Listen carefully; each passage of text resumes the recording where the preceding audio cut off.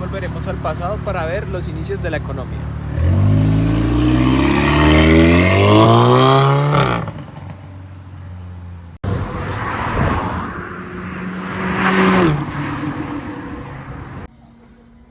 Bueno, año 600 antes de Cristo, Libia, donde iniciaron las monedas de plata y de oro. Luego tenemos a Grecia. Y a continuación a Jerofonte, que reflexiona sobre... En el siglo XV antes de Cristo tenemos a Grecia.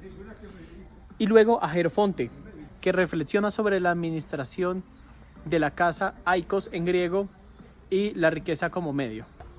Tenemos a Platón,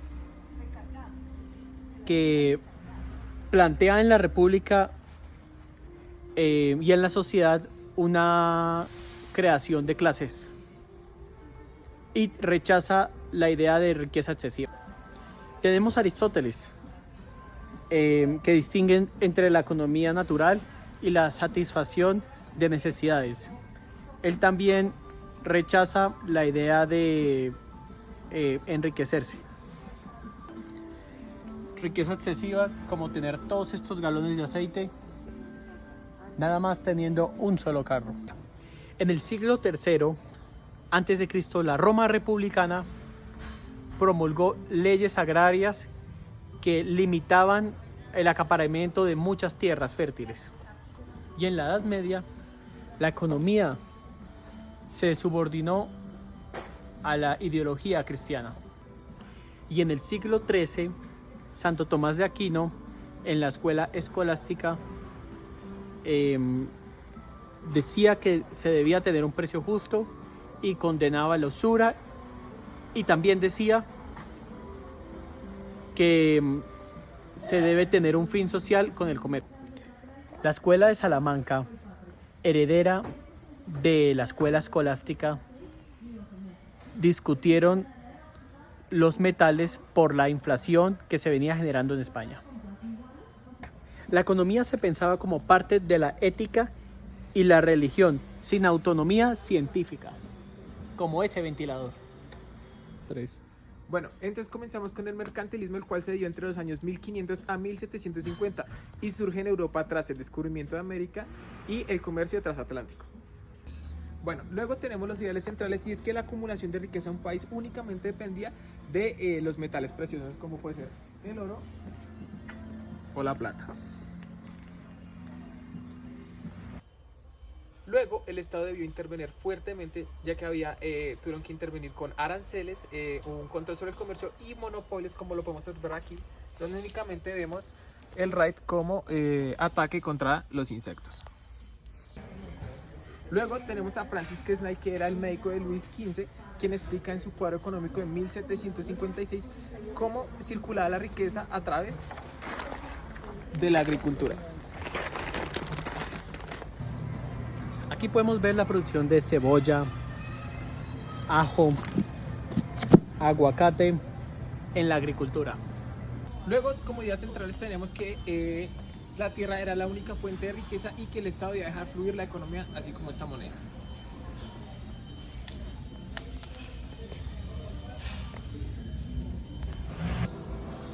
Y por último está la introducción de un producto neto, como lo puede ser esta pasta, Fettuccine Monticello.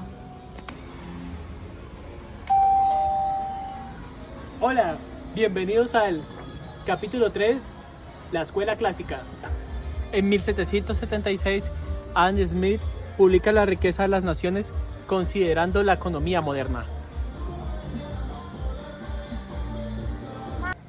En el principio de la mano invisible tenemos la búsqueda individual del comercio, y al igual también en el libre comercio propone la división del trabajo y nos dice que el Estado debe tener un rol limitado en el comercio.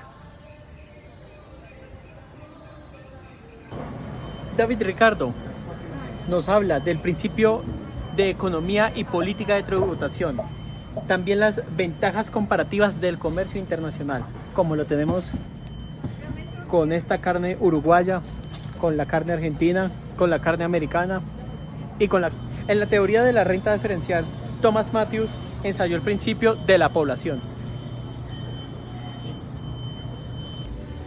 Bueno, advertimos que la población crece mucho más rápido que la comida.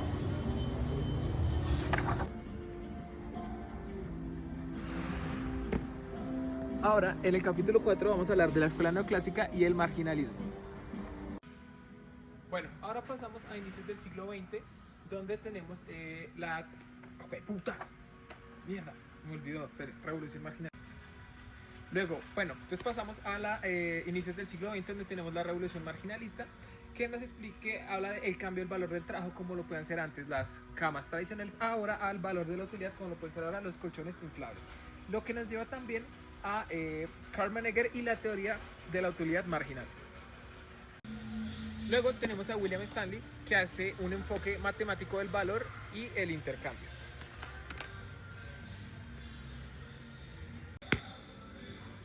Luego tenemos a Leon Warrants, el cual desarrolló el equilibrio general con valores matemáticos e hizo que la economía se volviera más cuantitativa y formal. Así se siente el sabor de la economía.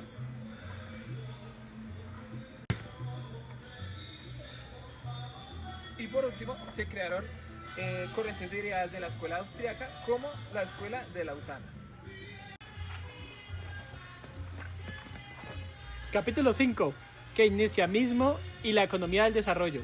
En 1930 y 1950, 1929, tenemos la Gran Depresión. ¡Boo!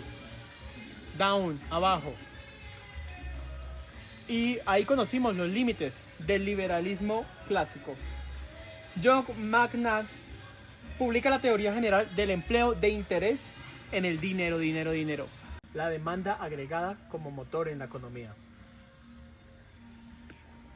Tristemente, el desempleo puede persistir. Por eso el Estado debe intervenir económicamente. En la posguerra, entre los años 40 y 50, se empezó a incentivar la industrialización para sustituir los productos importados. Capítulo 6. El socialismo. La maldad.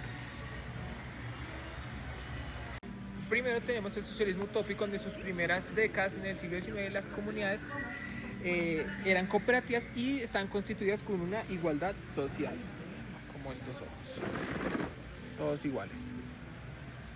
Luego, Karl Marx menciona la teoría de la plusvalía y critica el capitalismo y la explotación del trabajo. ¿Cómo le pasa a Pipa? Luego se propone la abolición de la propiedad privada y de los medios de producción, y en la Revolución Rusa en 1917 se implementó el modelo socialista centralizado. ¿Cierto, Wilson? Él dice que sí. Ya.